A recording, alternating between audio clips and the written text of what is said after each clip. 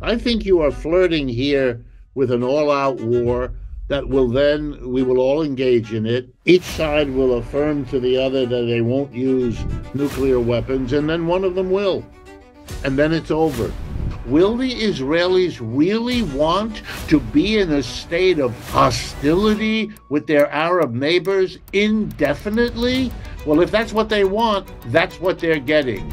And their only safety already is and will continue to be drawing the United States in to a participation with them as far as they can.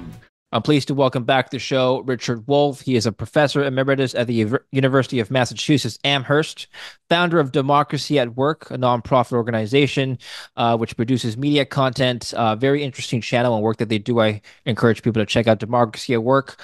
Links down below. And his newest book is called Understanding Capitalism. We'll be talking about his views on the current geopolitical risks facing us, highlighting the tensions in the Middle East, and we'll be focusing also on how this may impact the U.S. economy. Welcome back to the show, Professor Wolff. Always good to see you. Thank you very much, David. I'm very glad to be here. Since October 7th of last year, when war broke out in Israel, Israel has now shifted its focus from Hamas to Hezbollah in Lebanon. Israel recently escalated actions in Lebanon. I have a message for the people of Lebanon. Israel's war is not with you. It's with Hezbollah. For too long, Hezbollah has been using you as human shields. It placed rockets in your living rooms and missiles in your garage. Those rockets and missiles are aimed directly at our cities, directly at our citizens. To defend our people against Hezbollah strikes, we must take out those weapons. Now, starting this morning, the IDF has warned you to get out of harm's way. I urge you, take this warning seriously. Don't let Hezbollah endanger your lives and the lives of your loved ones. Don't let Hezbollah endanger Lebanon. Please, get out of harm's way now. Once our operation is finished, you can come back safely to your homes. They've killed a senior Hezbollah commander on Friday.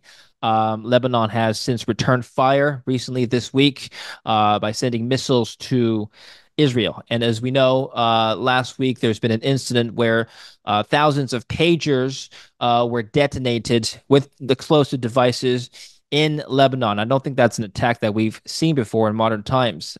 Israel claimed that it targeted Hezbollah leaders in this attack with pagers, and the Lebanese side claimed that many civilians were injured, if not killed. Let's just get your assessment on this recent escalation. It's moved quite quickly in the last 2 weeks. What is going on? Well, in my judgment, the best way to understand this is to take a step back, or maybe to play with a metaphor, several steps back, to try to understand what is the context. And the way I think one needs to do that is when an empire declines, a variety of things have typically happened.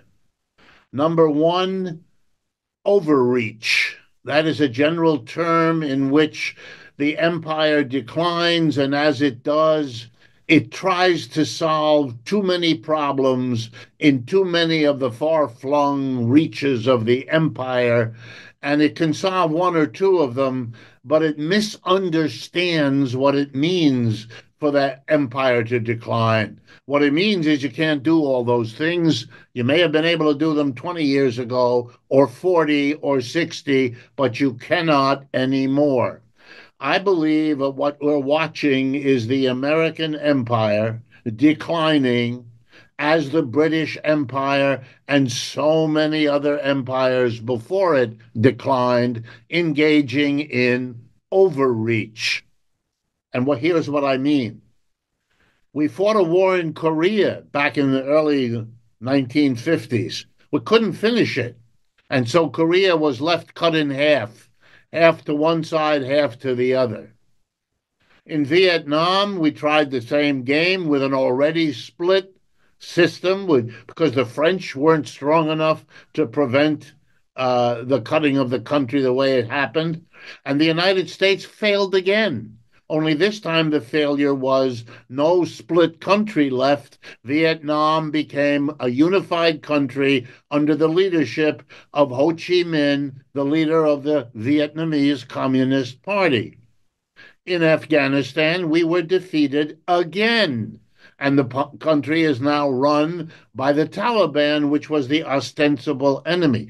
I could go on, but I won't. I'll draw the conclusion. You can't do what it is this country sets out to do. It's not within your power. It may have been after World War II. We really were at the top of the mountain at that time. And there's an argument that we were for the rest of the 20th century. But you cannot make that argument now. The dollar is everywhere, becoming less and less important. It was once as good as or better than gold in the central banks across the world. It isn't anymore. It's barely half their reserves, down from much, much more than that. More and more trade is conducted not in the dollar as it once was, but in other currencies, not just the euro, but also the Japanese yen, the Chinese yuan, and so on. What's my point? Israel is an outpost of the United States empire. It was literally the creation of the British Empire beforehand, and it was handed off from a ward, if you like, of the British Empire into becoming a ward of the United States Empire. I don't take away from the struggles of the Israelis and the Palestinians. That was a crucial part of this story, too. But I'm focusing on the United States because that was the focus of your question.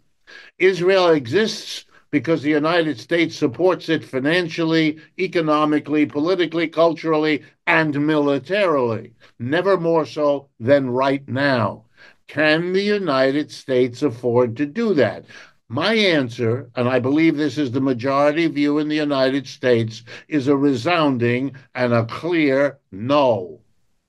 And the What? reason for, the Sorry, please. reason for that is there is no end in sight. There will be generations of hostility between Israel and the Palestinians. What has just happened since October guarantees it.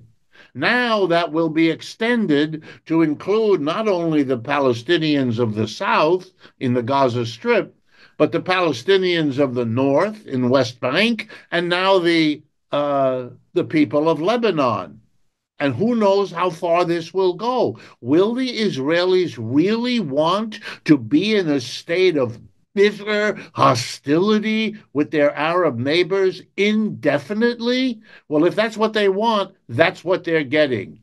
And their only safety already is and will continue to be drawing the United States in to a participation with them as far as they can. They cannot win this alone. They probably can't win it with the United States, but without the United States, it's over in a heartbeat.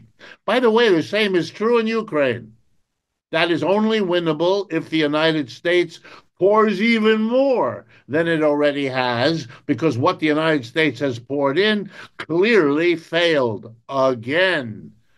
You can see where the battle lines are in Ukraine. Wait, So my answer is the Israelis are on. If I were a shrink, I would call it a death trip. There's something here that is really so far out of the range of a reasonable policy that you begin to wonder what kind of mentality would keep going in this direction. Are you liking the video so far? Well, before we continue, let me tell you about an innovative way to create videos, which I can tell you from personal experience can be challenging and time consuming. Today's sponsor, InVideo AI, makes the process incredibly simple. Whether you are a content creator, marketer, or business owner, InVideo AI transforms your ideas into polished, professional quality videos in just minutes. It's the world's most used AI video creator with over 10 million users across 150 plus countries. All you need to do is type out a text prompt. From there, you can get creative and fine-tuned ideas for your videos using just text commands. It's like having your own video editor on standby. And the best part, you can clone your voice and make it narrate the videos in your own voice in any language. It does the job of more than 10 tools packed into one and costs just $20 a month to start with. Scan the QR code on the screen here or use my code link down below to get 2 times the video generation credits in your first month. Well, before we comment on U.S. interference and what should be done, there's something to be said on for both sides. So yes, you're right that the Israelis have escalated this recent conflict. Let's take a look at this live update from NBC. The idea of the Israeli Defense Force preparing for possible ground invasion in Lebanon. Now, of course, the Israelis claim that, of course, they're acting in self-defense. Hezbollah is declared a terrorist organization, and so they are really just responding to the terrorist activities of Hezbollah that have been conducted in Israel and its surrounding regions. Let's just comment on that first. Is that a fair statement to make? Is which the fair statement? That is all for defense? Yes. No, that's nonsense. That has exactly the same standing as my giving you the following sentence. The United States currently maintains somewhere between 700 and 800 bases abroad. And the entity that does that is the Department of Defense. All of that, we are told, and the whole world is told, is done for defense. If you actually believe that, I would like to sell you a major portion of the Brooklyn Bridge sometime later this afternoon. Is there a defense component in it? Sure. But is there an offensive component? Equally sure. That's how you guarantee the dominance of the United States in its empire since the end, at least, of World War II, if not some years before. The Israelis have an ongoing struggle with the Palestinians that dates from the beginning of the country of Israel, as people who know the history know. To think that all of this is about the aggressive Palestinians and the defensive Israelis is to take seriously the kind of propaganda that even the people who put it out, when you talk to them privately, don't do. So here's a joke. More Israelis are clear that that's not true than Americans. They put out that propaganda for foreign consumption. Inside Israel, by the way, in recent weeks and days as well, massive street protests and other kinds of protests of huge numbers of Israelis who don't agree with this policy, didn't agree with what they did in Gaza, want Mr. Netanyahu out of office, want a reversal of the politics he represents. I mean, in America, you get people shut down for saying this, but inside Israel, to the credit of Israel, by the way, you can say these critical things, and large numbers of people do, and the government dares not shut it down. When you said that Israel was supported by the U.S., are you suggesting that there is something the U.S. could do to de-escalate this current situation between Lebanon and Israel? Yes. It could tell Mr. Netanyahu that he can't do what he's doing. He has to stop. At that point, Mr. Netanyahu has no any options anymore unless he has a nuclear weapon and is prepared to explode it. I don't know even where he would decide to do it. He has no chips. The man is out of chips. That's why he needs the United States. What is he going to do? Go to war perpetually? Israel is a small country. The Arab world is a very large place. Palestinians are a small part of it. The whole Arab world is united on this question, more so than ever before. Do they want to fight with Israel? No.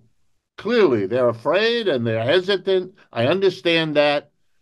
But there's no solution here other than sitting down and working out an agreement. Otherwise, you have perpetual war. People like Netanyahu think that that's an option. It isn't.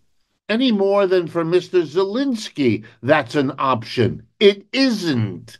You can talk like that, but sane people understand it's the bravado because everyone knows that the war in Ukraine, by the way, like every other war, will end with an agreement.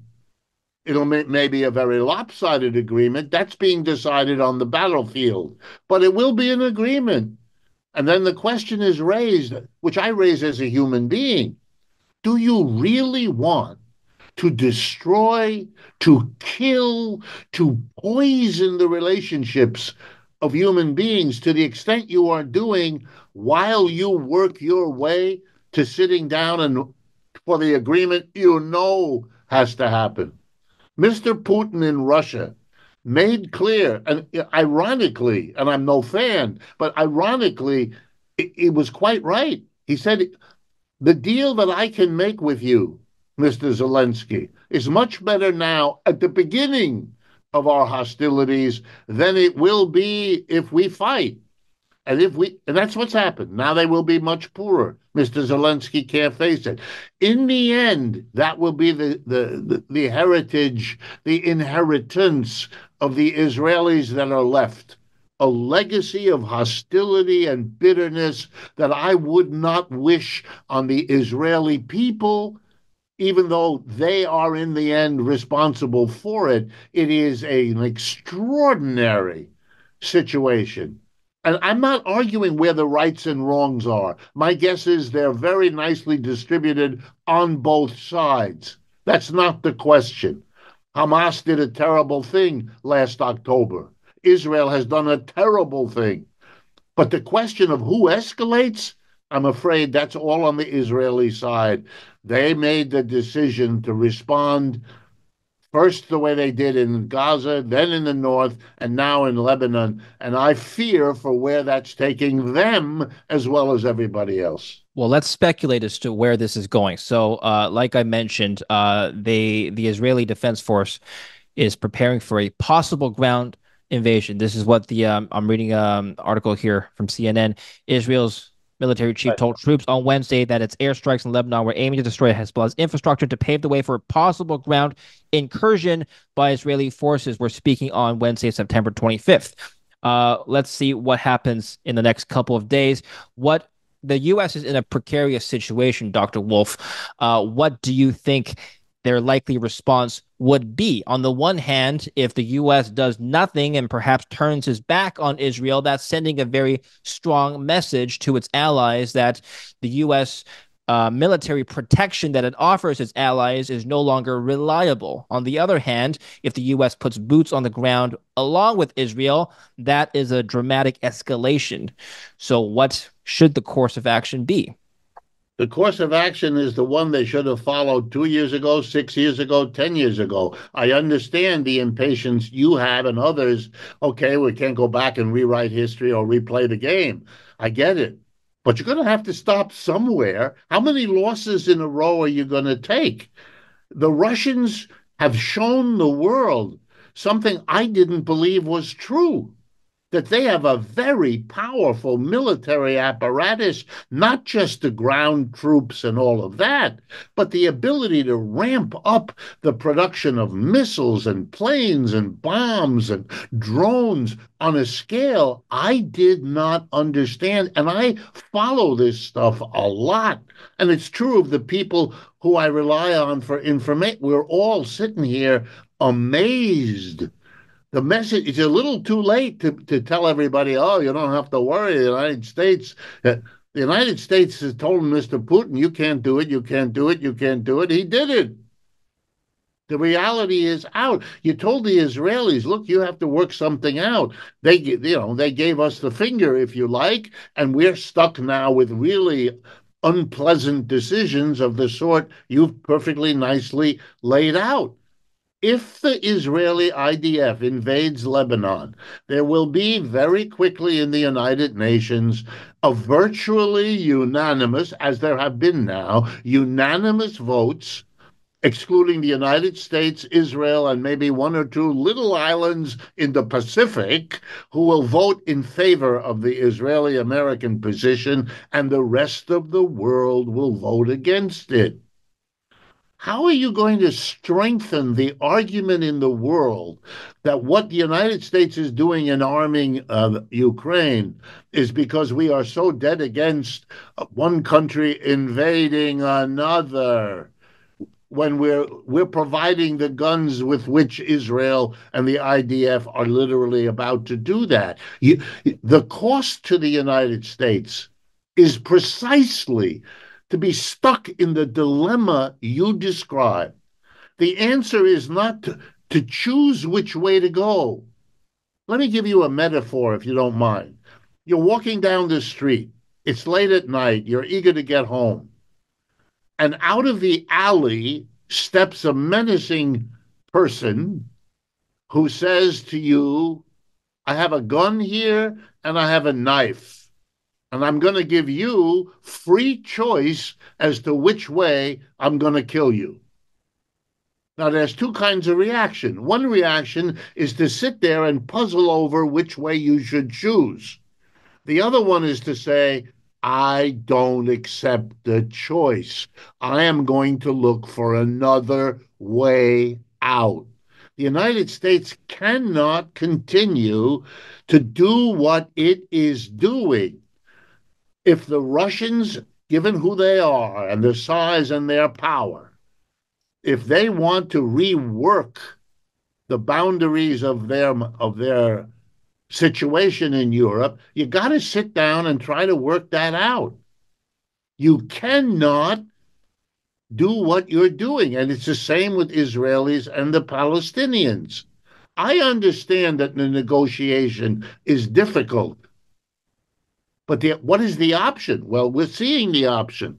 And you know where the option gets you? To the kind of absurd choice that you quite rightly sketched for us all year. That's a sign that you've got a big problem for which you lack a solution. Going into more war is not only not a solution, it's the one that's already failed. Piling on more, it's like that sorry political candidate who believes that every time a criticism is made, you double down and do more of it. Well, this isn't the first time that Lebanon and Israel have gone to war. In the past, in 1982 and 2006, there were instances where Lebanon was invaded by Israeli troops. The question is whether or Yes. not this time we're going to see a joining of forces from other Arab nations, thus escalating to a regional war, a larger regional war. Is Good. anything different this time versus 40, 30 years ago? Yes. Well, here's what's different.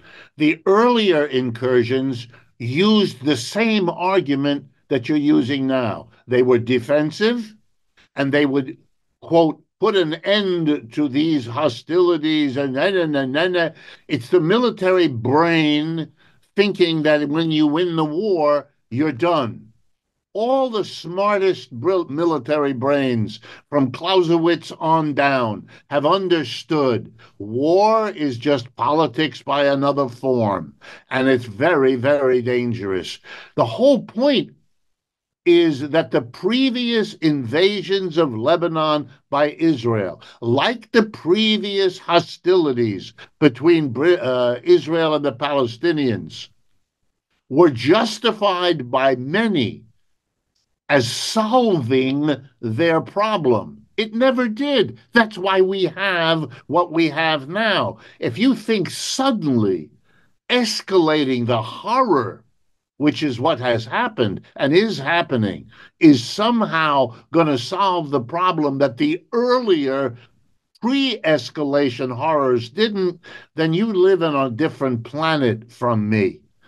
Even if the Arab neighbors of Israel and the Palestinians were not about to come together for a common policy against Israel, and my guess is they are. But even if they don't, then it's only a matter of time before they do. The Arab countries are becoming stronger and richer That's part of the whole change in the world economy. It's reflected in their participation in the BRICS alliance. It's reflected in their relationships with India, China, and Brazil, especially. They are gaining in wealth, in capacity, in power. Uh, Israel is looking at a situation. What are they going to take on the whole world? I mean, I understand a lot about the history of Israel. This is a dead end. They ought to turn around before they get even more deeply embedded in this military solution. Look, I'm an economist. I'm a professor of economics. The Israeli economy, that's a phrase that has no content anymore. It's like the null set in mathematics. There's nothing in there anymore. You can't fight these kinds of wars if you're a little country like that and use up your resources and use up your people and have everybody gone from work because they're busy lobbing guns into here, there. This is they're going to be a basket case economically for years, even if they quote unquote win. They're losing this situation and they ought to understand it. Look, Netanyahu and the extreme right wing government they have is itself a sign of the failure of what earlier politics had achieved. And the solution wasn't more violence. That was crazy to think that. Military people perhaps can be excused for thinking like that, but not the rest of us. And I hope that the sanity comes back and they come to their senses and realize they have to cut deals and that those deals will be painful. The president of Iran recently said that Hezbollah cannot stand alone against Israel. This has raised fears that Iran would join the conflict. I wonder, Professor, how much of this is just bluster from the Iranian president? Presumably, if they wanted to go to an all-out war with Israel, they would have done so already in the last year. As you know, several attempts have been made to send missiles and drones into Israel, and the Israelis have retaliated in kind, and that hasn't really escalated to a full-blown war yet with Iran. What is Iran's position in this geopolitical arena? There's a whole layer of things here. Um, just for the record, right? Iran is a different ethnicity. It's Persian. It's not Arab. That's a difference which matters in that part of the world quite significantly, and it's a kind of a code for the fact that they have different cultures and different histories, different relationships to Islam in many cases. The Shia and the Sunni branches, and all of that's wrapped up in all of that. I think you're right. I think the Iranians are terrified of what the Israelis are demonstrating they're prepared to do. I happen to think that the Israelis intend for them to be terrified by that, that's part of the reason that they behave in Gaza and now in Lebanon in the way that they do. I think they may have gotten guarantees from the United States about what might happen in the event that Iran entered the war. I want to remind people that Iran has very strong agreements with Russia, that Iran is a member of the BRICS. That puts them in alliance with India and China, who have reasons to be close to the Islamic world that don't apply to Israel or the United States.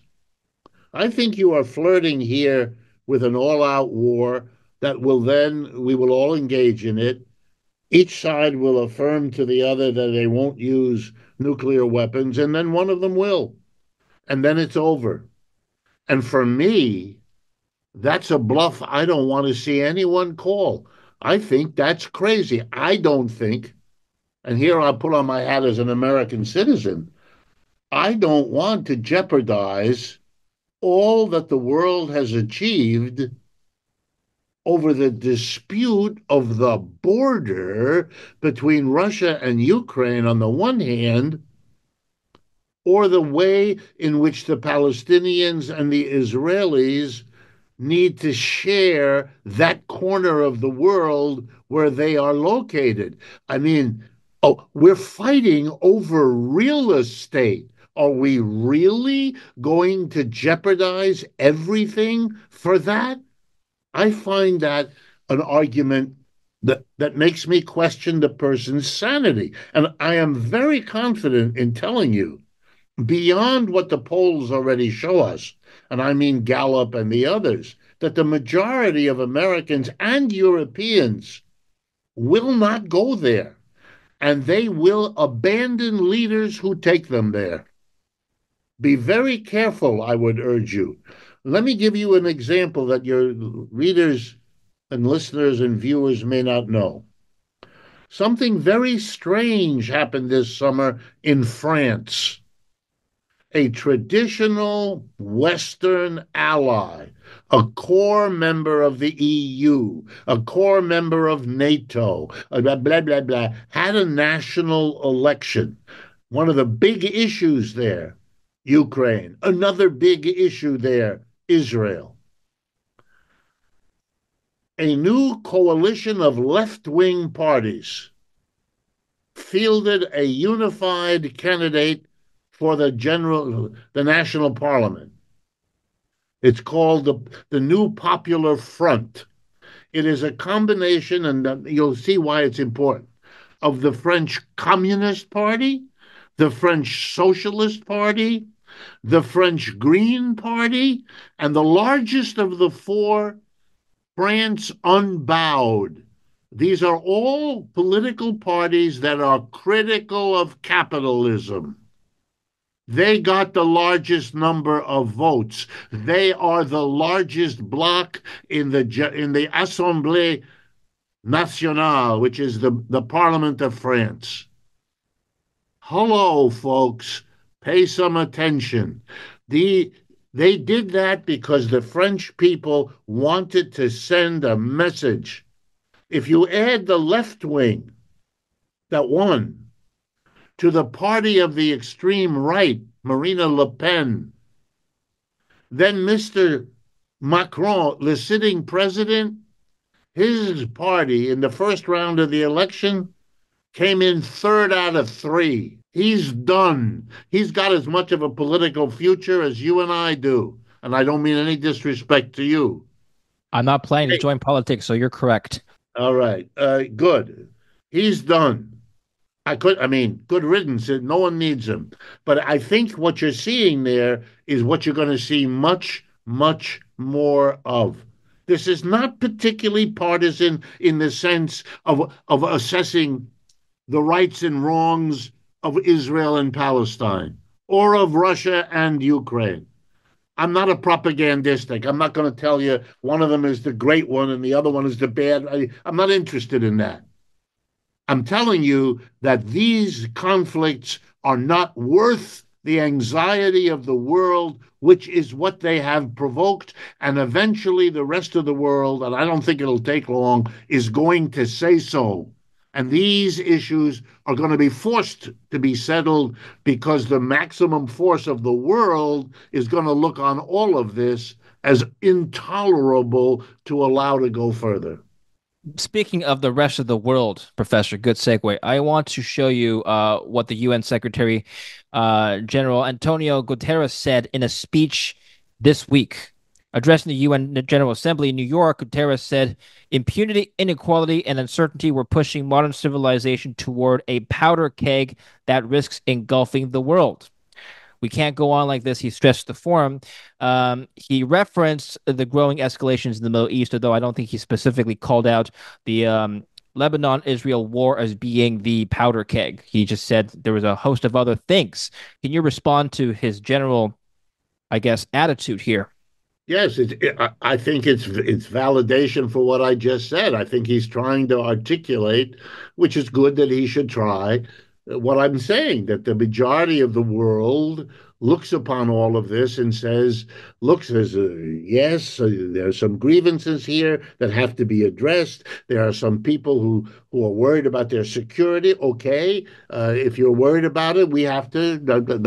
You're a human being. You have to feel secure. We want to. We understand you want to. All right, let's sit down. But instead, we have posturing and propagandizing that doesn't recognize itself for what it is. I mean, let me give you a couple of examples to drive the point home. The United States invaded Vietnam. The United States invaded Afghanistan. The United States invaded Iraq. It then denounced Mr. Putin for invading the Ukraine. Now, I believe countries should not invade each other. I believe in it. But for the United States to say it's outrageous that Mr. Putin does what they themselves just did makes you realize that there's something going on here that has nothing to do with the ostensible language and propaganda that's being pushed here. Israel can point to outrageous things Palestinians have done and vice versa. Stop. This is not going anywhere. We have to deal with the problems, not pile on blame games. It doesn't help the situation. And I think the reality is you're now flirting with whole scale war, nuclear war to boot. No one knows exactly if the Israelis have the bombs. They probably do, and they probably have at least some capacity to throw them around the world. That's scary. Russia, we know, has that capacity. Iran may have that capacity, probably not. Uh, Western Europe does. India, China do. This is crazy what we are doing. As a species, it's nuts. And there's enough common sense, I think, I hope, to be able at a certain point to say, stop, stop. And the only mobilization that will work is a mobilization of the mass of people. Otherwise, Mr. Putin won't stop and Mr. Netanyahu won't stop, and none of them. Mr. Zelensky, I mean, Zelensky's in New York as I'm talking to you, presenting a victory plan.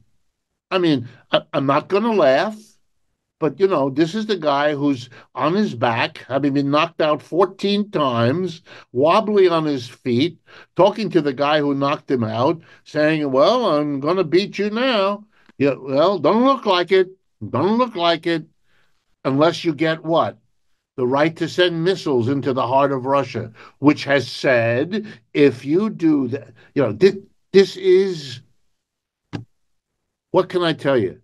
We thought at the end of the Second World War, as a planet, we had just gone through World War One, then a few years later, World War Two, the most devastating wars in the history of the world. We're going to create, after World War One, we tried something called the League of Nations. After World War Two, we created the UN, the United Nations. It's clear what we're trying to do is to have something totally of the planet to stop all the little conflicts from becoming what they are becoming. And Mr. Guterres is saying, hey, as the leaders of the League of Nations had to admit, as the leaders of the United Nations, Mr. Guterres has to admit, it hasn't worked out real well as I look around. We had better get together to make it work or else. Professor, you plead the nations to stop war, but I argue that war has been a constant throughout recorded human history. Now, if you look at the periods just in the last 100 years or so where we've had relatively fewer conflicts and wars, it was during a time when there was a clear or dominant superpower in the world, notably the United States and the previous USSR.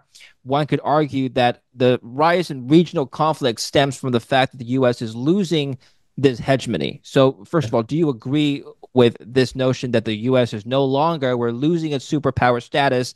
And is that what we need for global stability? Stability, one or two superpowers policing. I don't want to use the word policing, but that is certainly what it looked like before. But I love your question. Let me break it into two.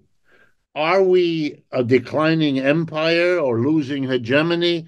I think the answer to that is a clear, obvious yes, we are. Um, and it's the efforts, like in Ukraine or in Israel, are the efforts of a declining empire, directly or indirectly, to hold on, which I understand. And I even have a certain empathy with it. And part of that empathy is what you say. There was relative peace.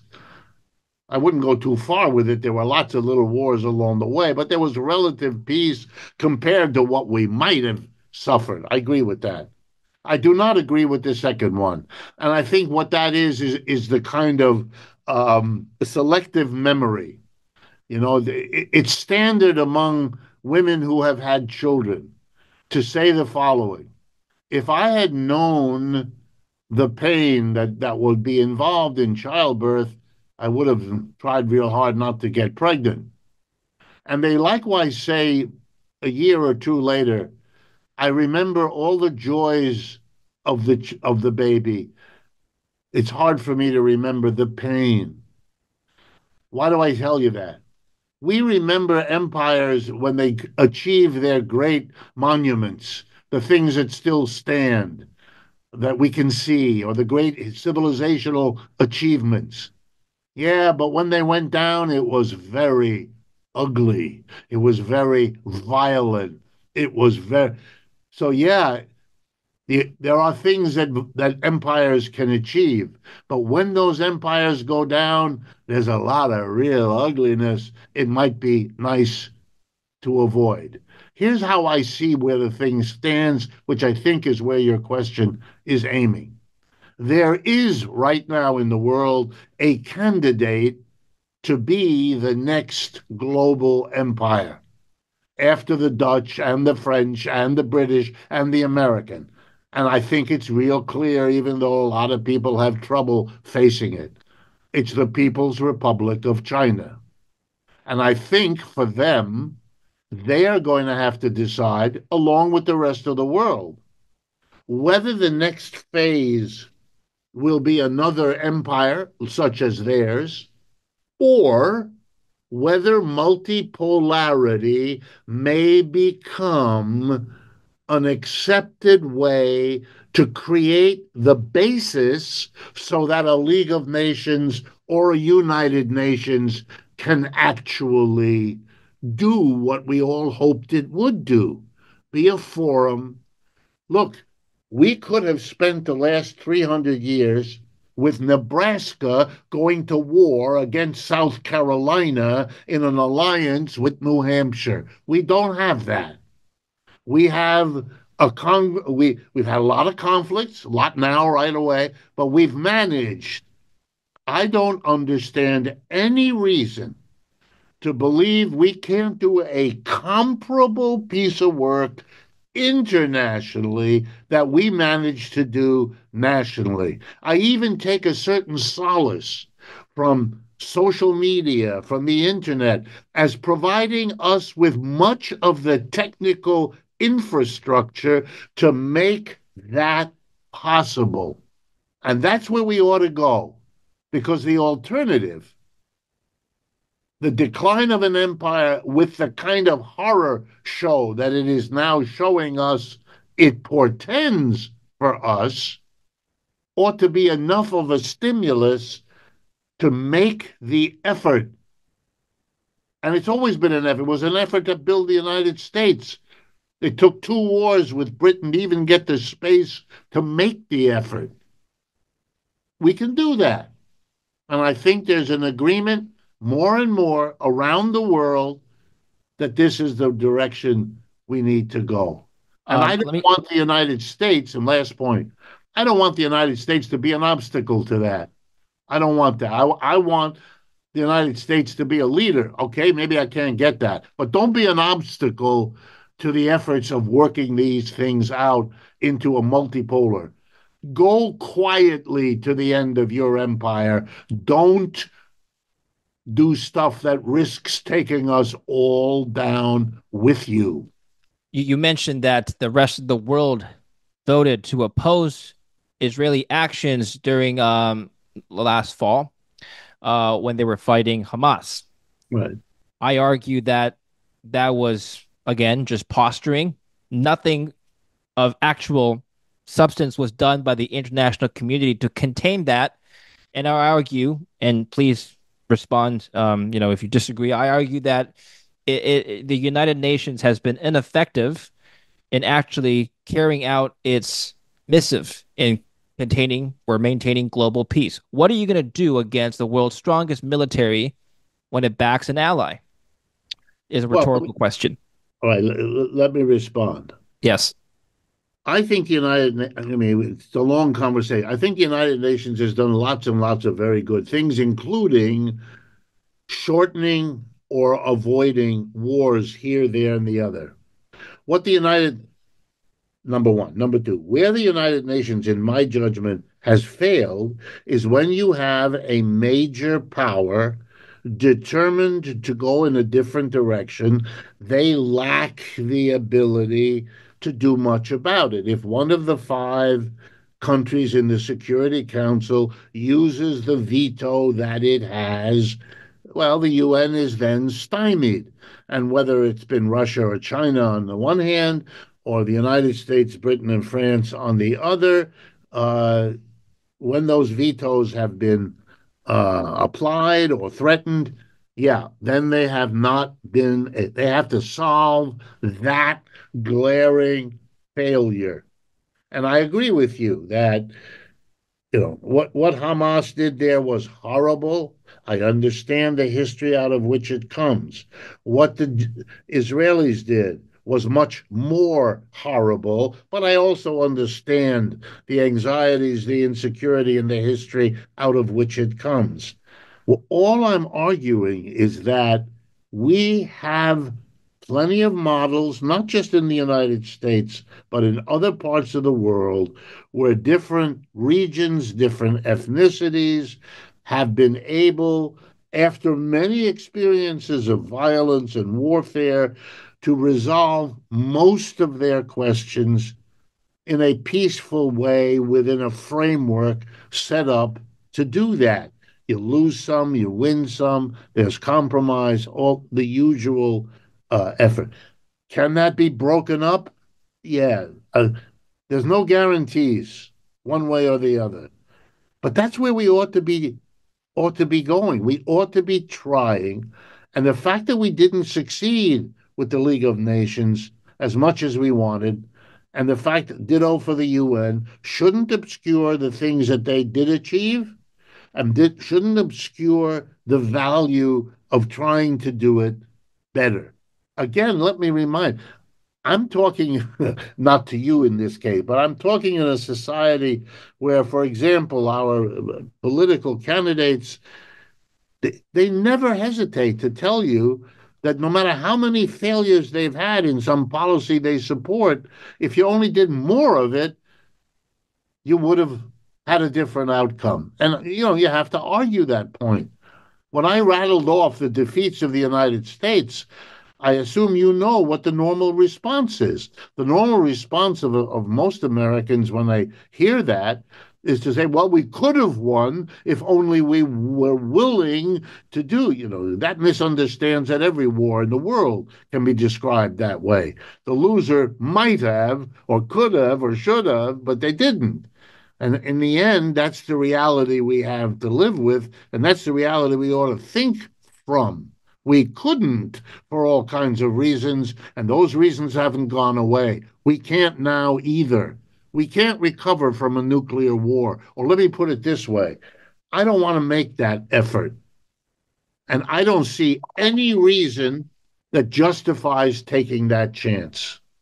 My final question before we close off is how we can, by we, I mean society, avert a global crisis or global conflict evolving from the current tensions in the Middle East. I bring up Theodore Roosevelt's big stick ideology, walk softly but carry a big stick. Should we carry a bigger stick? Should we arm the nations more? Should we arm our military more and suppress violence that way? It doesn't work, and it will work less now. I mean, let me be again a professional economist in my answer. For the first time in a century, this country has an economic competitor. I cannot overstress that. The British Empire was out of which the US grew. That empire is now gone. It exists only in the comic books, in the inauguration of new kings of England with pomp and circumstance and no substance at all. We, for a century, had the economic power, dominance to be the kind of threat of a big stick. We don't have that anymore. The People's Republic of China matches U.S. technological advances step by step, if not going ahead in certain areas already. But it is, let me put it this way. The GDP of the United States is now about 24, $25 trillion. The GDP of Russia right now is $2 trillion. There is no economic competition from Russia. The GDP of China is $18 trillion. That's the point. You can't be the political military dominant stick carrier. Too many other people have too many roads of access to too many other sticks. It's over, like your empire. The two go hand in hand. You better come up with a better plan. Let me put it as sharply as I know. If the United States doesn't become a leader in groping its way towards multilateral government, the best prognosis I can give you is somebody else will, and that will leave the United States in a far worse position. We'll close off here. Many more points of discussion we can touch on, but we're running out of time. I really appreciate you coming on the show. We'll talk more about China and geopolitics and multipolar world next time, I hope. Thank you very much. Where can we learn from you, Professor? Where can we study your work? I'll give you an answer, but I want to thank you as well. I know that interviewees don't often do that. You put very, very good, sharp, clear questions. Thank you. I just wish that the level of discourse in our newspapers and our social media were similar to the kinds of conversation, the honesty, the sharp questions that you pose. So my thanks to you as well. Appreciate it. Everything I do is available on two websites, and you can find it there. They're free of charge. And you just go there. One of them is called democracyatwork.info. That's all one word, democracyatwork.info. And the other one is my name, R.D. Wolff with two F's.com. R.D. Wolff with two F's.com. Okay, we'll put the links in the description below, so make sure to follow Professor Wolff there. Thank you again, and thank you for watching. Don't forget to like and subscribe.